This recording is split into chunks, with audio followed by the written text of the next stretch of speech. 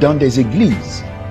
Combien de fois n'avez-vous pas entendu qu'un pasteur a été surpris avec la femme d'autrui? Combien de fois n'avez-vous pas entendu qu'un prêtre a violé un enfant? Combien de fois n'avez-vous pas entendu que des hommes de Dieu sont mêlés à des histoires d'immoralité?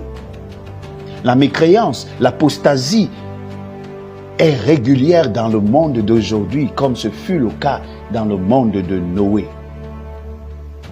La Bible nous dit dans le livre de Genèse, chapitre 6, le verset 5, que l'Éternel vit que la méchanceté des hommes était grande sur la terre, que toutes les pensées de leur cœur se portaient chaque jour uniquement vers le mal.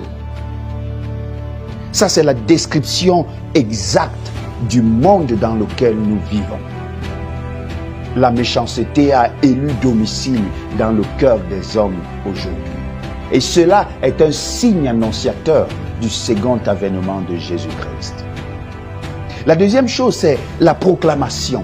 Oui, malgré que le mal allait chaque jour grandissant, Noé n'arrêta jamais de proclamer la parole de Dieu. Noé proclama le déluge. Noé demandait aux gens de l'écouter et de se repentir et de revenir à Dieu parce que bientôt Dieu allait fermer les portes de l'arche. Beaucoup regardaient Noé comme étant un cinglé.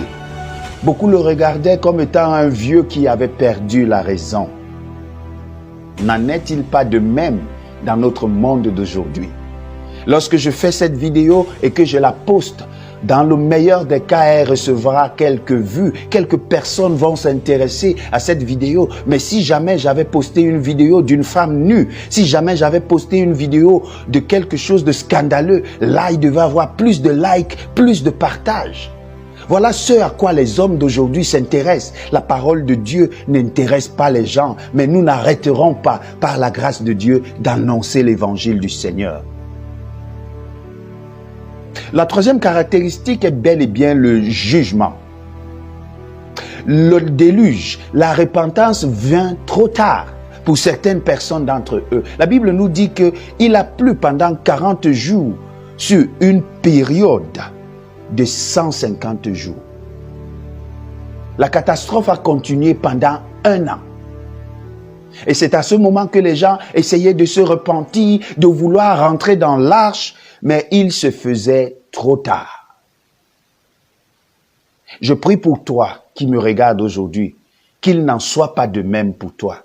Je prie pour toi avant que la fin de toute chose n'arrive, que tu prennes position pour Jésus-Christ.